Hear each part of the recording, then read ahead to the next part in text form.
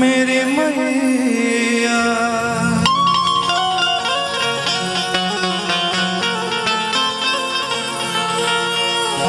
भक्त माई के दरबार में गइल बा और माई से कहता कि हे माई, अब जौन बाड़ू तू ही बाड़ू, हमरा हाथ में कुछ नहीं के।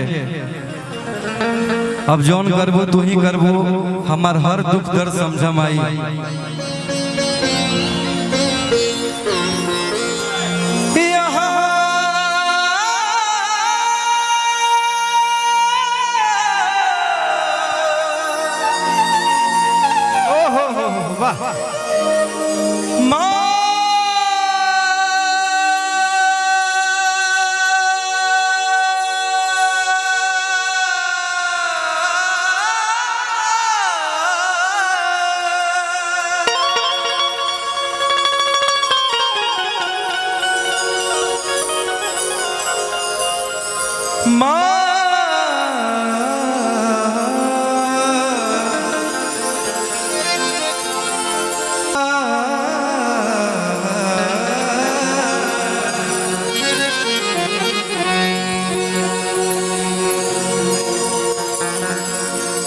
प्रेम से बोलिए सच्चे दरबार की जय। यहाँ सर को झुकाना,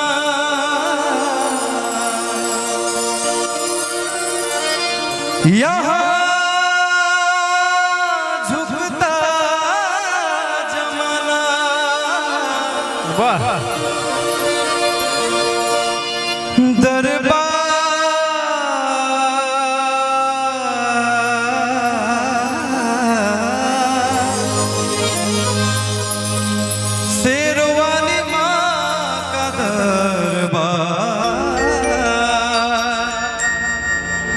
दावे के बाद भैया मीठा मीठा।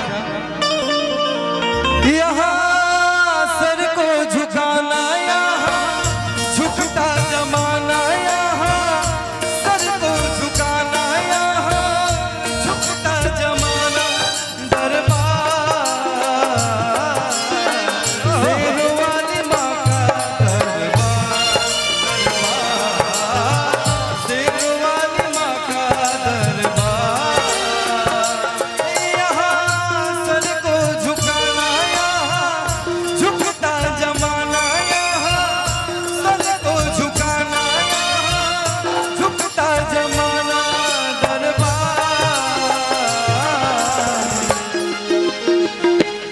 भजन कई प्रकार के होला।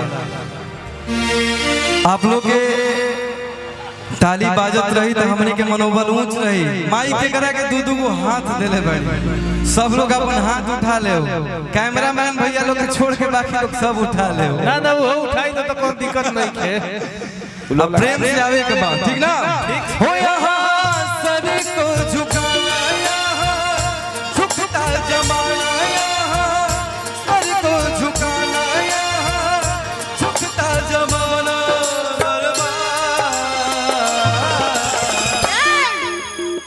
शेरों वाली माँ का दरबार,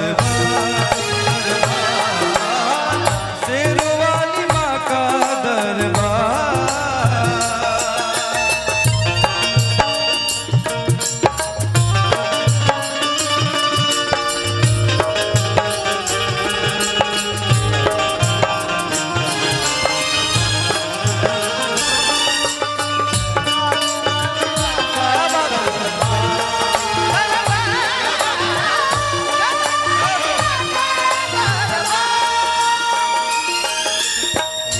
भक्त माई से कहता कि माई तारा दरबार में सब आवेला, तू सबके अर्जी पूरा करेलू। हैया भागा के भी अर्जी बा माई, सबकी मुरादें पूरी करेगी, पार करेगी सबकी दूरी, पार करेगी सबकी मुरादें।